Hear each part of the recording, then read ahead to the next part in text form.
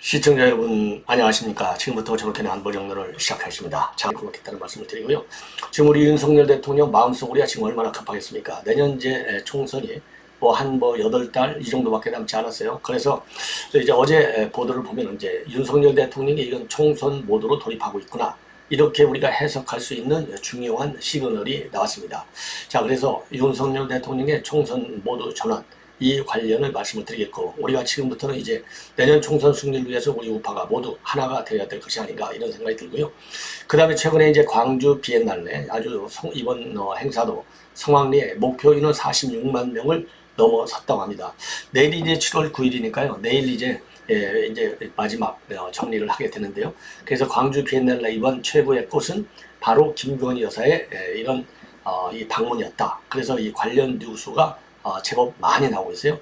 그래서 이제 광주 하면은 우리 윤 대통령이 지난번 대선 때부터 각별한 관심을 갖고 있지 않습니까? 그러니까 이게 그냥 대선 때 광주 호남표 받으려고 한다, 이런 차원이 아니라 진정성, 그러니까 윤석열 대통령과 김건희 여사의 그 진정성, 광주 호남 산하, 요걸 우리 유권자들, 특히 호남 쪽에 계신 우리 국민들께서 제대로 이해를 하시고 또 인정을 해주시고, 그래서 내년 총선 때부터 정말 이 괴짜 정당이라고 보는데요. 이재명이가 이끄는 이 괴짜, 그야말로 가짜 정당인 거죠. 사실 제대로 된 민주주의 정당이 아니죠.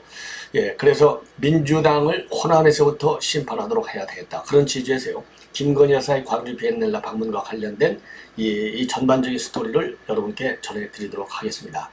자, 그 다음에는요, 지금 이제 채널 A 사건. 이거 참 지겨운 사건인데요. 채널 A 사건이 왜 그렇게 질질 끌었느냐? 바로 문재인의 애완견 이성윤이가 중앙지검장 했잖아요. 끝까지 이성윤이가 한동훈 장관 마지막까지도 이 기소를 하려고 난리를 쳤는데, 결국은 3월 9일 날 이게 뒤집어지는 바람에, 뒤집어지고 나서 한 달 있다가 4월 달에, 그러니까 불과 작년 4월이죠. 작년 4월에서야 이성윤이가 한동훈 장관 무혐의, 이렇게 하면서 검찰 수사는 끝이 났고요.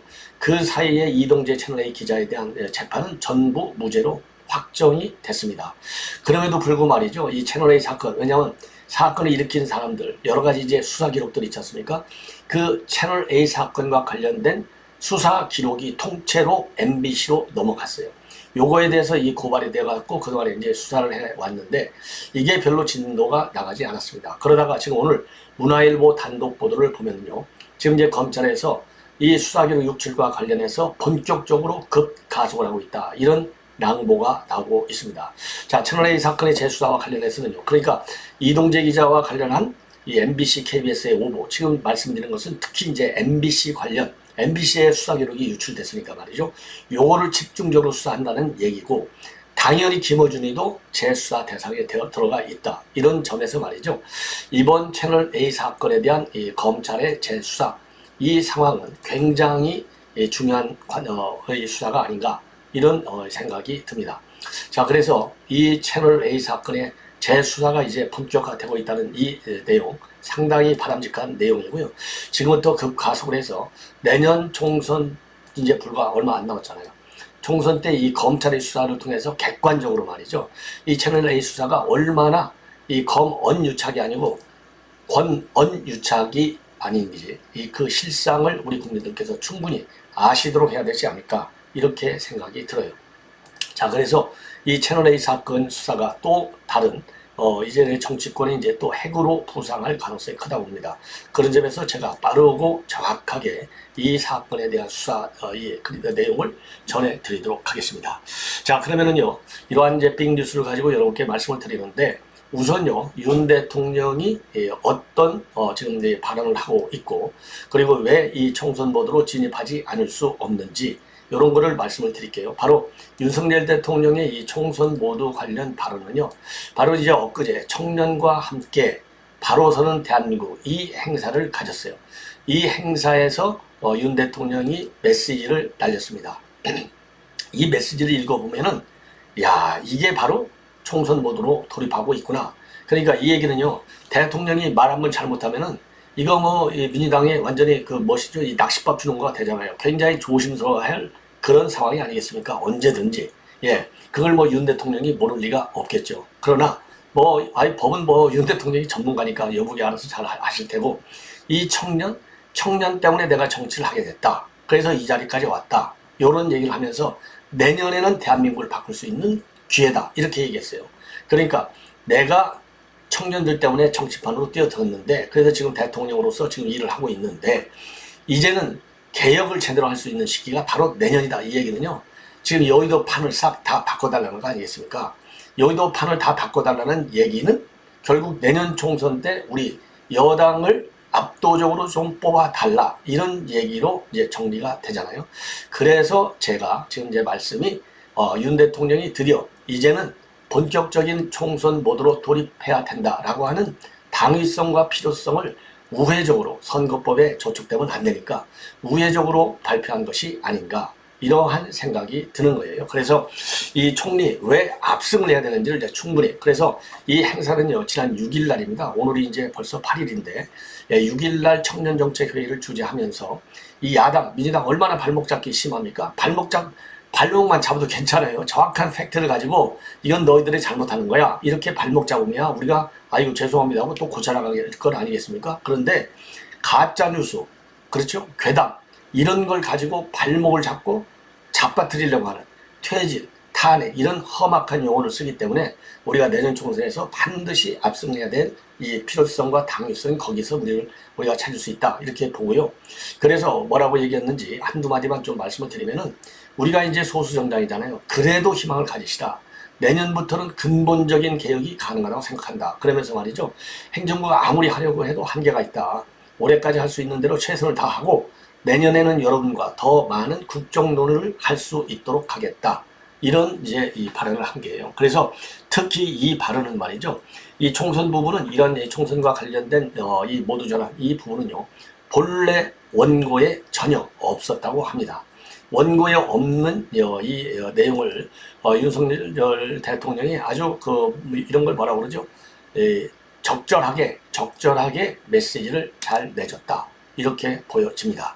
자, 그래서요, 이제 윤 대통령이 총선 모드로 들어왔다, 이런 이제 시그널로 우리가 읽을 수 있는 즉흥 연설이 되는 것이죠. 그래서 우리 모두가 지금부터 이제 정신을 바짝 차려가지고 오로지 내년 총선에서 이겨야만이 그야말로 이 국정을 바로 세울 수 있고요.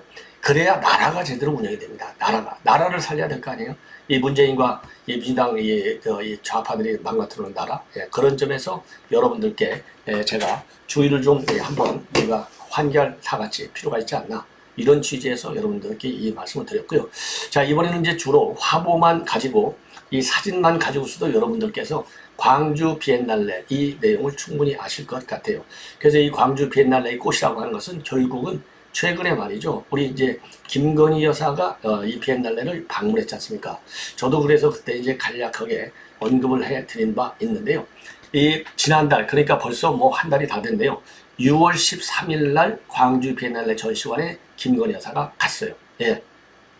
가서 이제 쭉 둘러보고 이제 격려를 하고 이렇게 하면서 이제 굉장히 이 극적인 효과를 거뒀다, 이런 보도가 나오고 있고, 이 광주에 가게 된 것은 이제 강기정 이 광주시장의 초청, 이거를 통해서 갔는데, 거기서 이제 이번 올해 광주 비엔날레 대표작 중에 하나는 바로 코 없는 코끼리입니다. 즉 시각장애 학생들이 이 느낀 코끼리 모습을 갖다가 엄정순 작가가 조형물로 재해석한 그런 작품이고요. 이 작품이 이 박수호보 상을 받았어요. 그래서 이제 굉장히 인기를 많이 얻은 그런 상인데, 자, 그러면은요, 이 전시관의 이 모습은 제가 이제 화면에 싹 이렇게 크게 띄우면은 이게 이제 광주 비엔날레 이 전시관이에요. 이게 아주 멋있게 딱 되어 있고, 그 다음에요, 이번에 이제 이게 이제 마지막 피나레를 장식하는 이런 이제 장면이고요. 그 다음에는 이것도 이제 이번에 아주 굉장히 뭐라 그럴까요? 우수한 그런 작품으로 인정받은 그런 작품이고요. 자, 그 다음에 이제 이게 말하자면 이번에 박서보상이라고 해서 최고의 상을 받은 사람입니다. 이게 시각장애인들이 코끼리를 만졌을 때 그 느낌, 이거를 갖다가 이 엄정순 작가가 작품으로 만드는 건데, 이게 아주 최고의 걸작인 것이죠. 자, 그래서 이 코끼리를 직접 이 김건희 여사가 이렇게 만져도 보고 말이죠.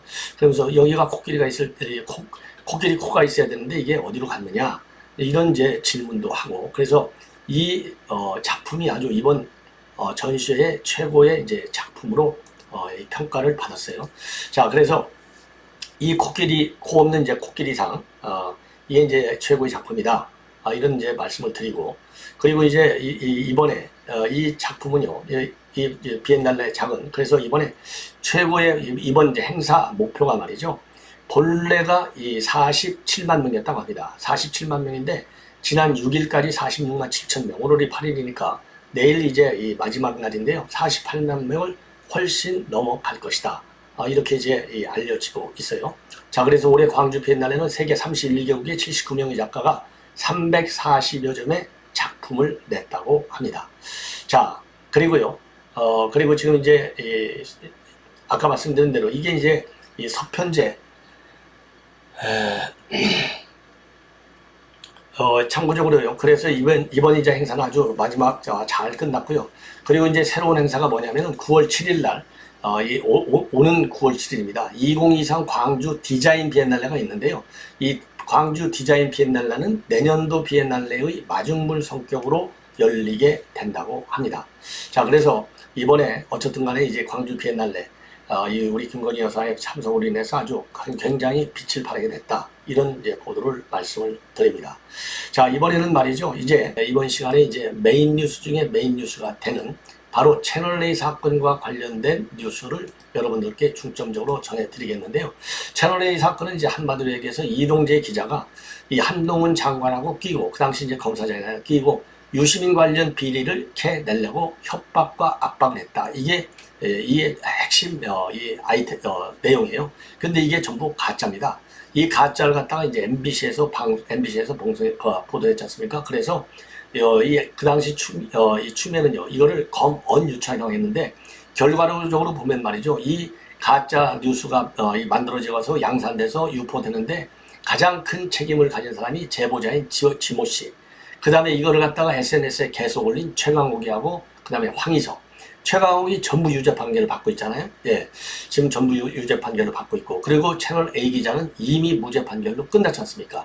예, 그리고 한동훈 이 장관도 지난 대선이 끝나고 나서 4월에 이성윤이가 그렇게 기소 조치를 하려고 했는데 수사팀에서 기소거리가 안 된다, 이렇게 해서 10여 차례나 보고해갖고 결국은 이제 종결 처리가 된 사건이에요. 그런데 이번에 이제 문화일보의 단독 보도 내용을 보면은요, 지금 이제 중앙지검에서 이거를 재수사를 지금 진행하고 있는데, MBC 기자가 말이죠, 이 채널A 사건과 관련된 수사 기록을 전부 유출해서 보도를 했어요. 이 유출 부분, 예, 수사 기록의 무단 유출, 이 부분을 갖다가 지금부터는 본격적으로 하고 있다는 겁니다. 그러니까 이번 제 중앙지검의 재수사의 핵심은 수사 기록, 이거 수사 기록 중에는요, 이거 뭐 굉장히 정말 담당자가 아니면 빼낼 수 없을 정도의 수사 기록이 거기에 다 들어가 있는데, 이게 통째로 MBC에 빠져 유출이 됐다는 겁니다. 자, 그래서 이게 이제 핵심이 되고 있어요. 예, 핵심이.